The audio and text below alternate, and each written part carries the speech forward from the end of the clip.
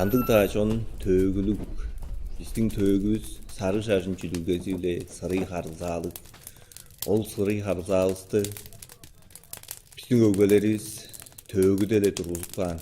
Жүз жылдардын ичинде биздин Йозу жаңжылгабыз база сары шашындан укталган. Ол сары шашын чүлүлгөбүздү биз салгалдарыбызга төөгүдө арттырып баар ушурдубуз. Тыл домаабыз, шашын чүлүлгөбүз, Йозу жаңжылыбыз бизге эң эле жок биздин үндесинибиз болсо ол.